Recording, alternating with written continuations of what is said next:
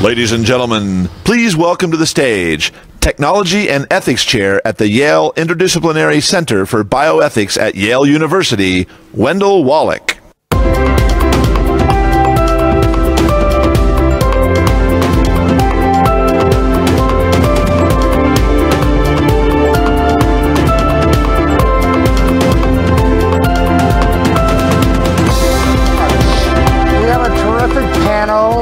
Four CEOs who are going to help us in seeing around corners, from neuroscience to nanotechnology, from social media to synthetic biology, precision medicine, radical life extension. Emerging technologies are already transforming the world we live in.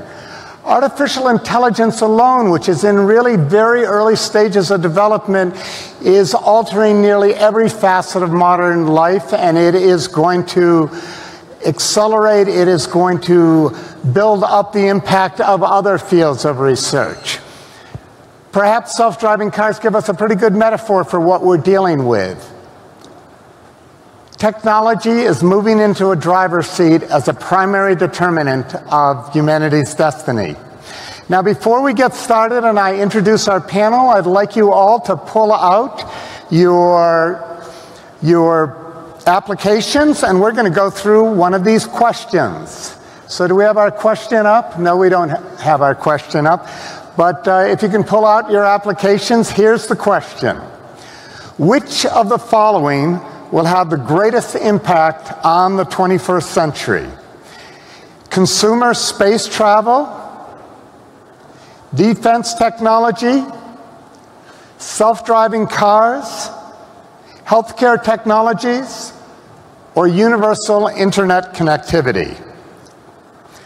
So with that, I want to bring up our four panelists. We have Rajiv Mishra, who's the CEO of SoftBank Vision Fund, George Whiteside, who's the CEO of Virgin Galactic and the Spaceship Company, Khalid Bivari, who is the Group CEO of Saudi Telecom Company, and Dirk Hoek, who's CEO of Airbus Defense and Space. Gentlemen, welcome.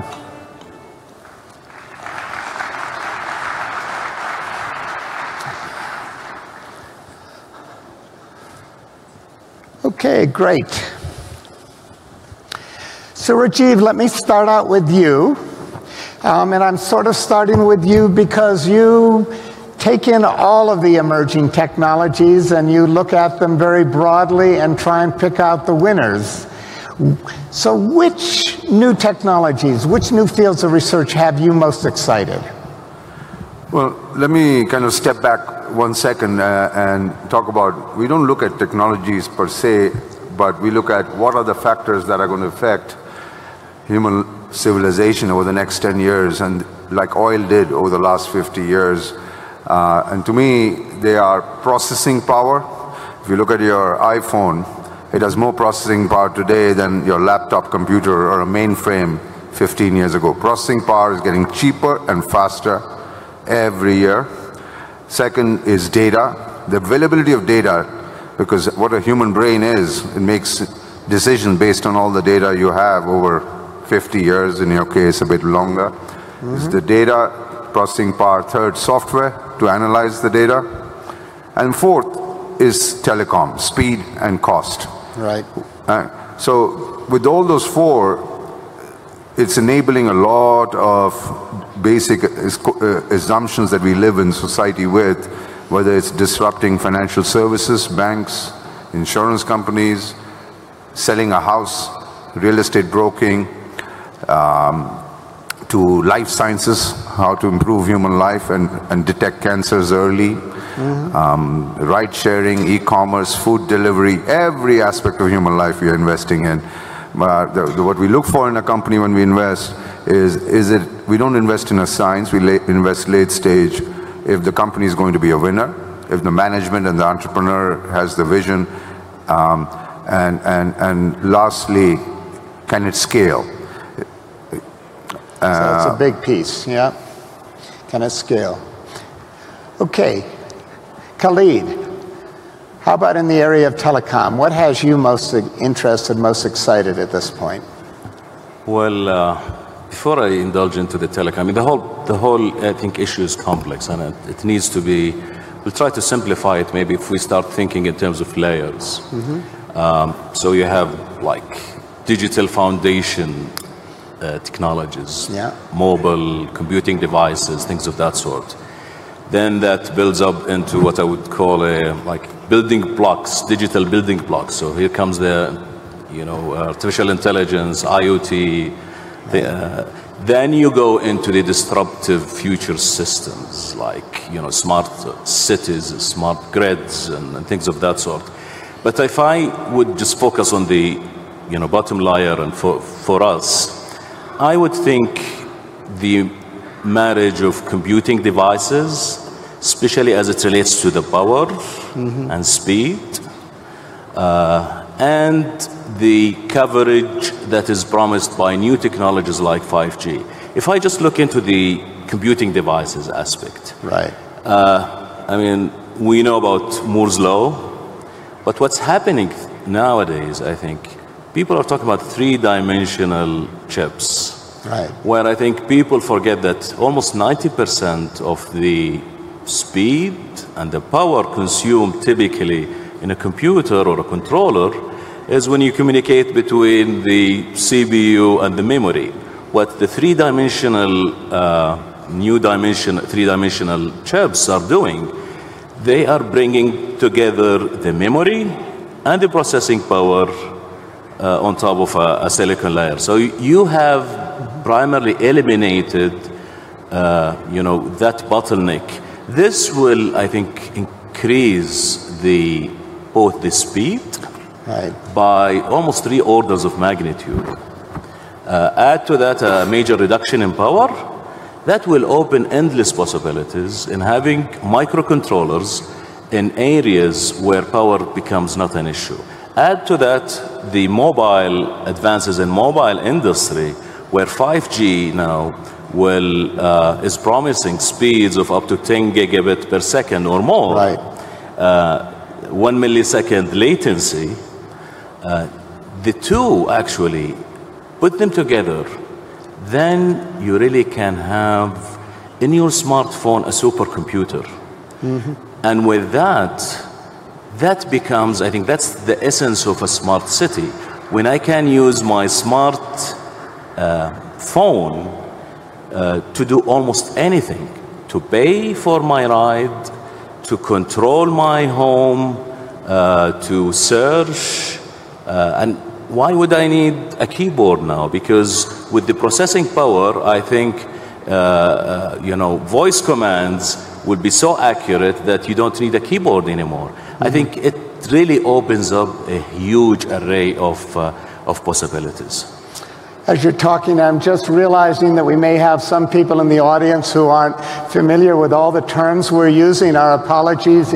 Even the scientists can't necessarily define all the fields of research. But 5G refers to a new protocol of communication for cellular data in particular, and that will give a much larger transmission channel than we have today, and the standards are just being set for that. So George, let's turn to you for a minute. You're out there in outer space, and what is there about space that has you so intrigued, and what do you think that you will be able to affect within the next period of time, and tell us what that period would be? Well, we're at a very exciting moment in space. Arguably, it's the most exciting moment in space since the Apollo program, with the innovations that are happening both in launch technology and in orbit applications. What that means is that we have the opportunity to really create an infrastructure for the planet of services that are based in space, whether that's navigation or communications or remote sensing or weather. These are fundamental infrastructures, and I think that the interesting thing now is that the cost of those infrastructures and the ability to share the benefits of those infrastructures with the planet is increasing dramatically.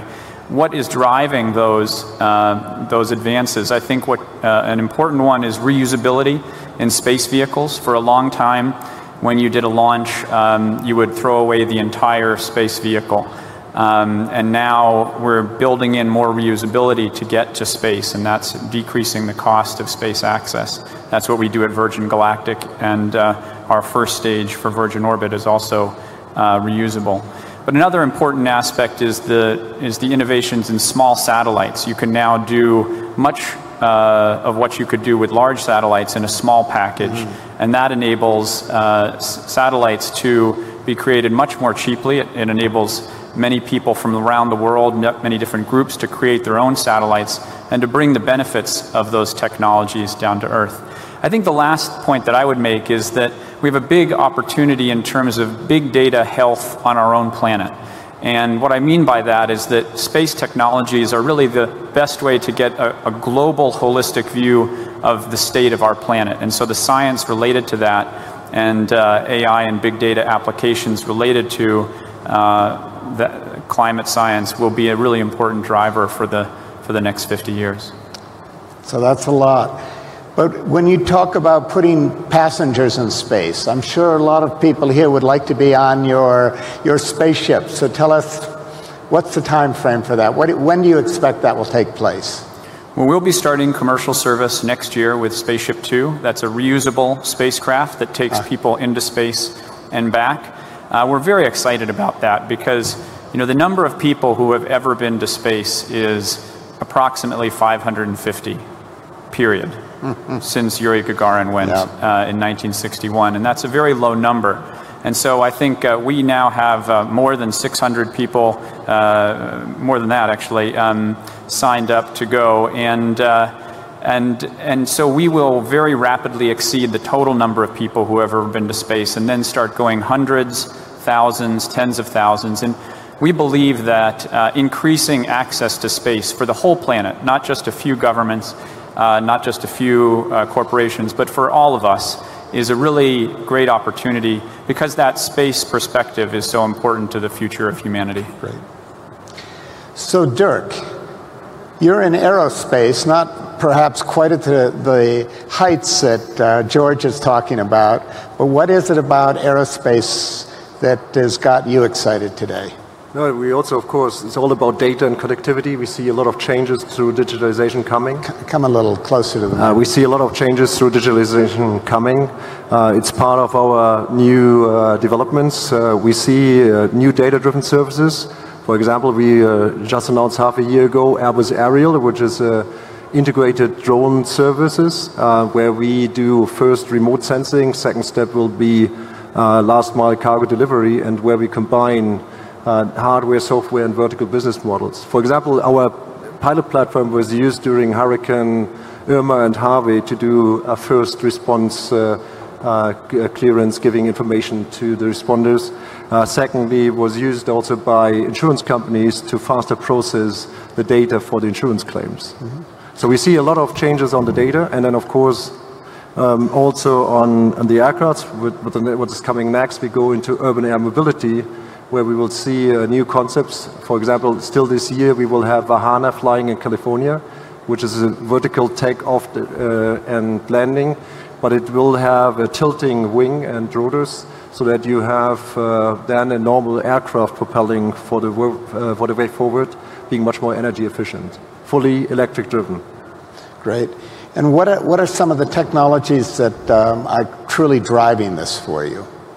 At the end, it's digitization, because we can do things more efficient, faster. The way we develop things, we work with digital twins, we work with simulation, so the time to market has cut significantly. So Rajiv, let me turn back to you a bit. I'm sure that it sounds like it looks like you already have something you want to say, so why don't I give you a chance to say it? Let me add something to that, because Airbus is manufacturing satellites for us in one of our portfolio companies called OneWeb.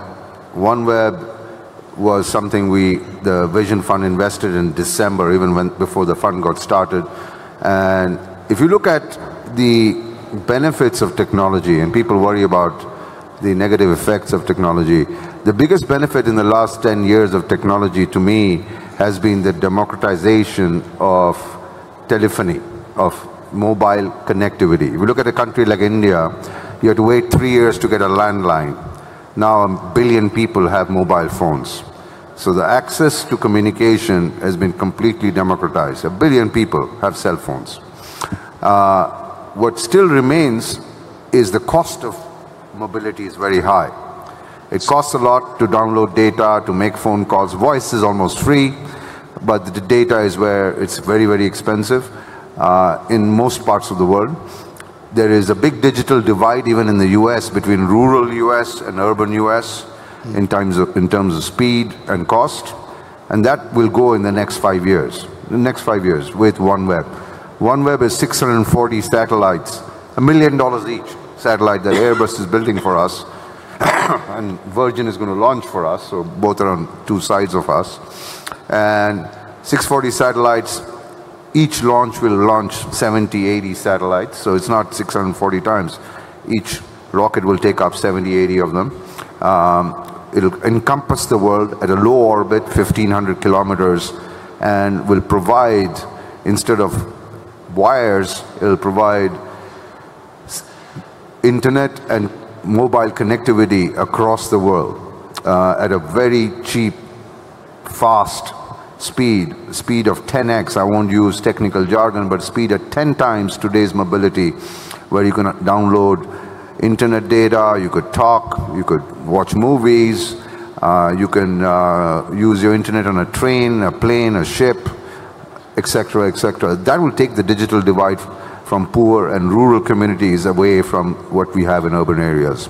So that's just one of the examples of how technology will make it ubiquitous. And these satellites can also take pictures, help with agriculture, help with traffic prediction, help with inventory management, know how much oil is in storage, in different oil storage systems, etc., etc. Know exactly where a truck is or a train is. 24/7 photographs of the world. So you'll know exactly what's happening to fires in California as they spread, minute by minute. This was pretty disruptive because today we produce like 15 telecom satellites a year.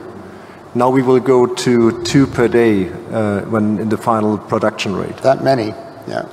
And the disruption there is two things. Each satellite for $1 million or less. Yeah. Second, the antenna to receive the information from the satellite is this big. Not those huge dishes to receive from those geostationary satellites. Those antennas will be this big on the top of your car, on the top of your house, in the middle of Africa to receive the signals. And those are the two disruptions that will make internet connectivity and mobile telephony completely democratic. No divide between the rich and poor.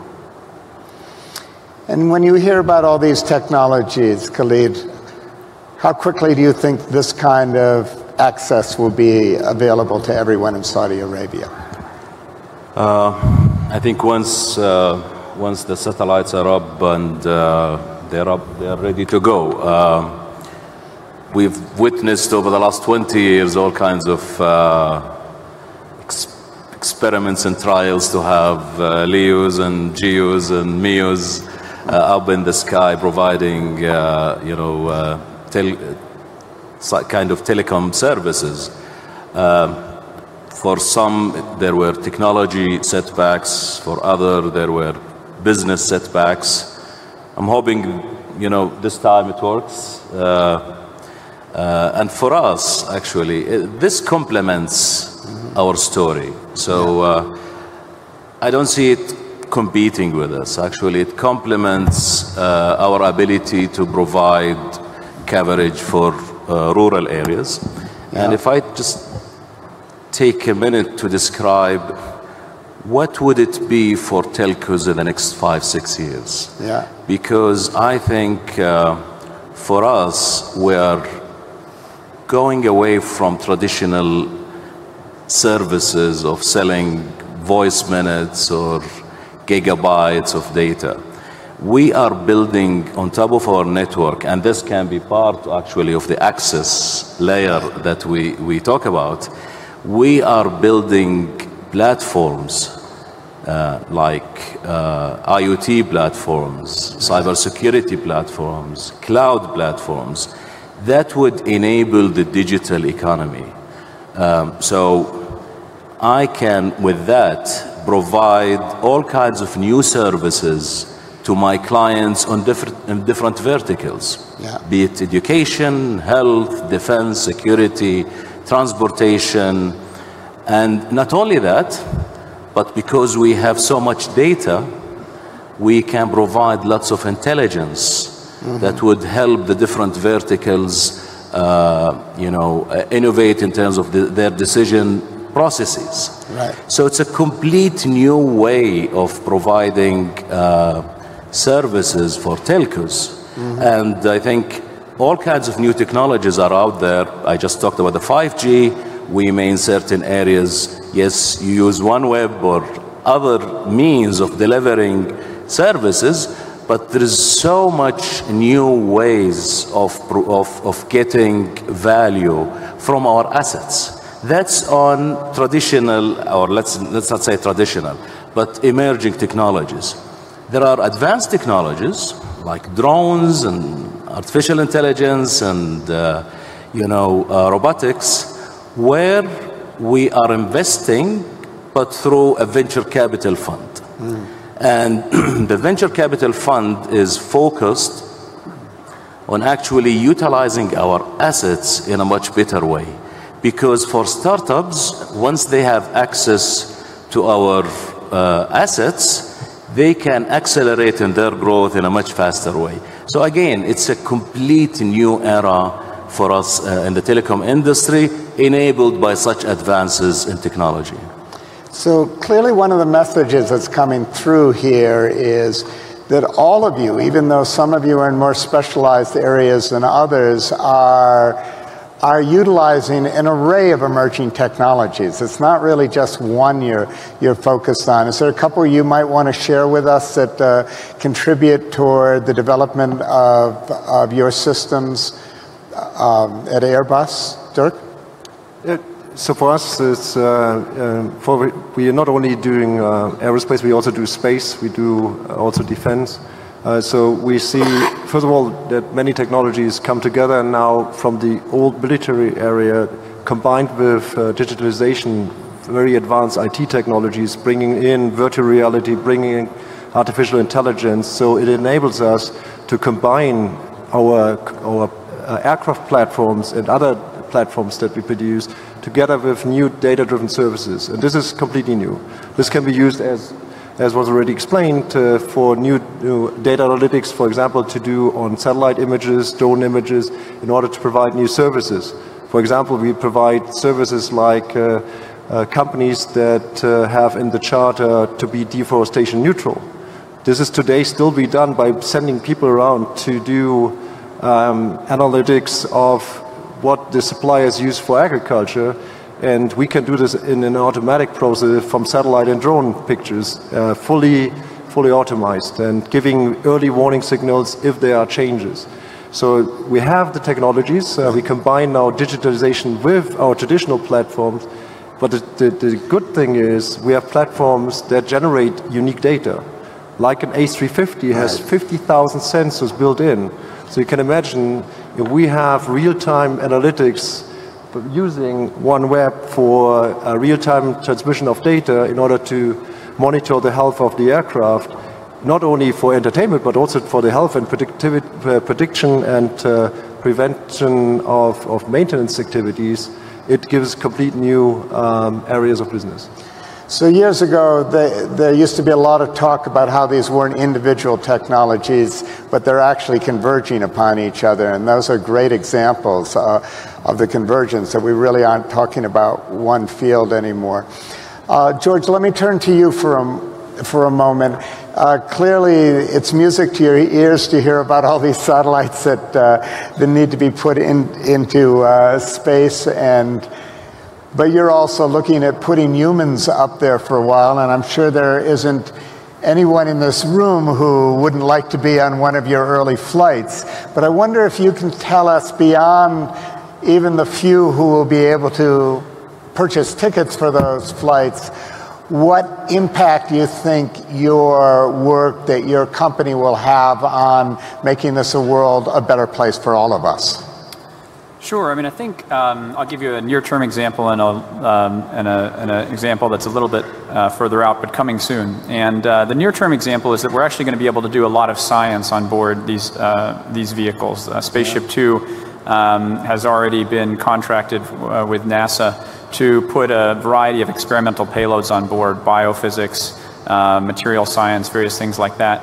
And what this provides is a frequent access to space that is just not very available now. So now if you're a researcher, you would have to wait months or even years in order to put up an experiment into space. But with these vehicles flying many times a month, multiple times a week eventually, researchers will be able to do space science and human science that relates to space at a much more frequent rate. And that means that we'll be able to push technology faster. A bit longer down the road, but not too much because it's coming very soon, I think, is point-to-point travel. And I think this is something that is going to be one of the big next areas of development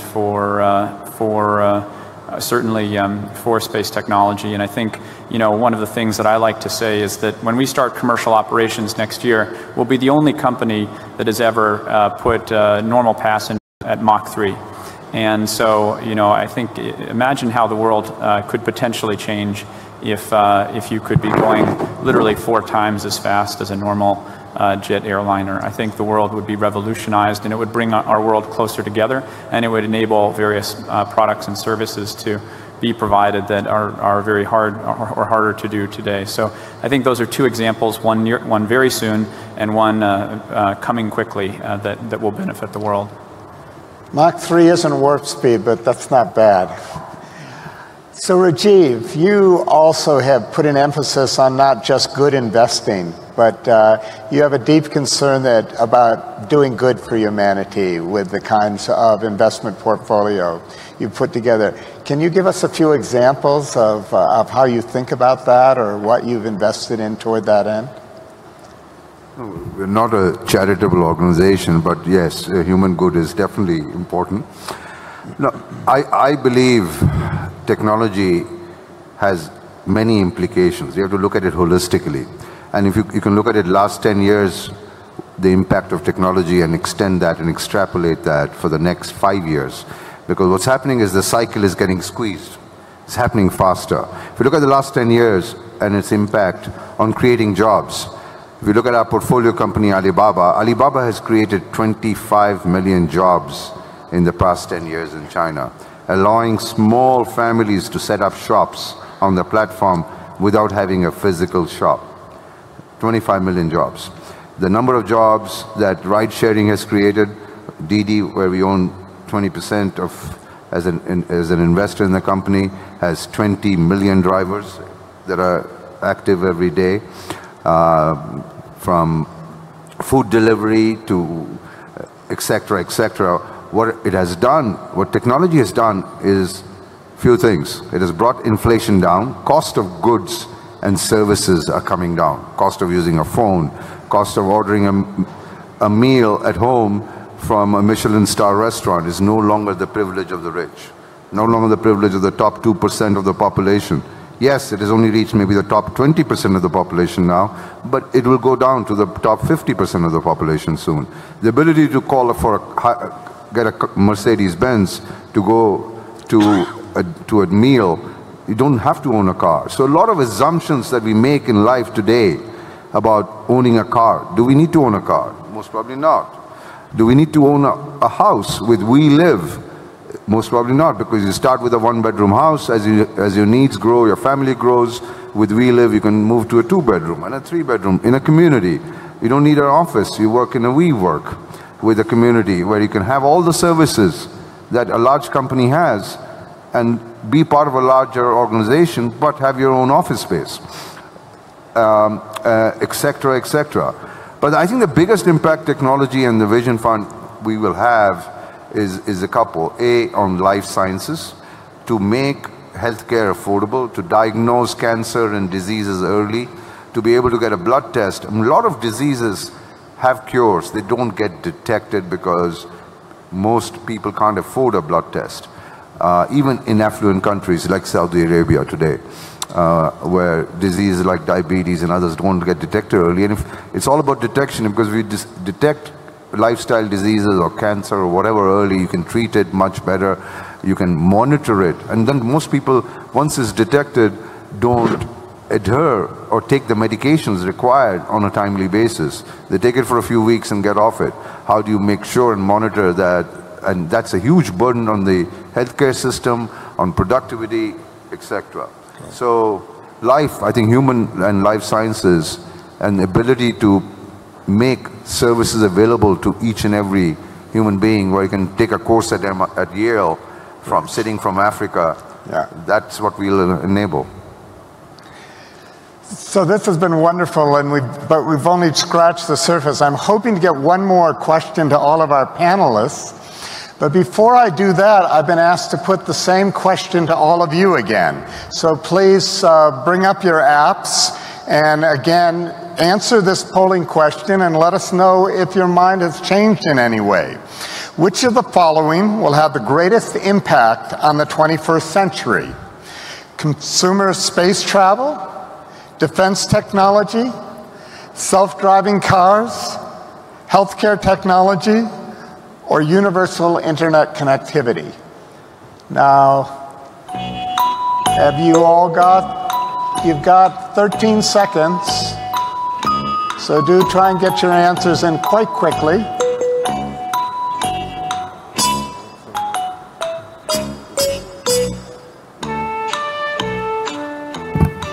Okay, there we go. So consumer space travel, that picked up a few percentage points. But it's clearly the Internet of Things the Internet of Things dropped off, and universal internet connectivity became even more important to all of you. So thank you very much for participating in that poll. Before we break up, we only have a few more minutes, so I'm going to ask for a very quick response from each of our panelists. But I would be remiss if I didn't ask the question about what can go wrong. What problems do we have? What roadblocks may appear? What dangers are out there that can squirrel investments? Which hype should we listen to or not listen to? I know that's a big question, but I'm going to ask each one of you to pick one item from that list that you think that as investors, but more importantly as citizens of the world, we should all be attentive to. So Dirk, let's start with you. Yeah, looking at autonomous flying, for us the most burning question is regulation and policy making. How can we create policies and clear regulation that enables us to have a clear foresight for investment?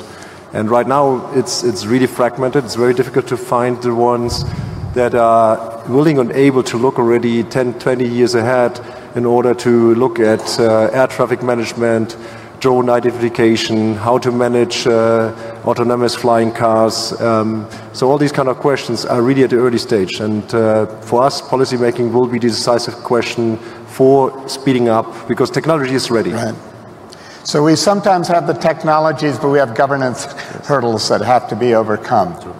George. I think a really exciting opportunity is in the area of space traffic management, which is a new area where there's an increasing amount of attention put to. There are very good solutions, but I think as a community we need to come together to make sure that we pay attention and all act in the right way. So you've got governance issues too that you're thinking about there. Khalid. Well, I think as the whole globe is getting interconnected, cybersecurity becomes a real threat to lots of the stuff we just talked about. And I think it's always extremely important to have that on the agenda. As you develop systems, you need to ensure that things are safe. Internet of Things came up as one of the things that people are looking forward to, but security for Internet of Things is of an immense importance. An immense one, and could stultify us if we don't get it in place, particularly with full-scale cyber warfare going on throughout the world. And Rajiv. Yeah, same thing. As you heard yesterday, I mean, now we have 7 billion people connected. And my prediction is we'll have 1 trillion objects connected. And today, most people here don't even know that there are 200 chips in their car. And when you buy a car, it has mobile connectivity to the cloud to do sat-nav, to find out your car when it's lost, etc., etc. Most people don't even know that their car is talking to the cloud all the time. And there is no secure zone in those chips. There is absolutely no security in those chips. With 1 trillion chips connected from your space vehicle to your shoes, to your refrigerator, your microwave, your health data from your wristwatch, there is no security in them today. And with ARM, our microprocessor company, we are going to embed a secure zone and encryption, because there is no way to prevent a hack. It's like no way to prevent a virus entering your body. It's about what do you do when the virus enters and how do you kind of contain it and extract it. That is the biggest challenge as it proliferates, and all of us will have 200 chips each getting information about us, about where we go, about street lights and airplanes and cars and so on. And how do you make sure that that data doesn't go to the wrong hands? To me is the biggest threat. Great. Well, this is wonderful. I'm sure you'll all agree with me that some of these challenges may be solved technologically, but we also are going to need much more agile, effective oversight with these 1,001 challenges appearing in so many different areas of new technologies, and as they are rapidly appearing. Well, this has been as terrific a panel as I anticipated, and let us thank all our panelists.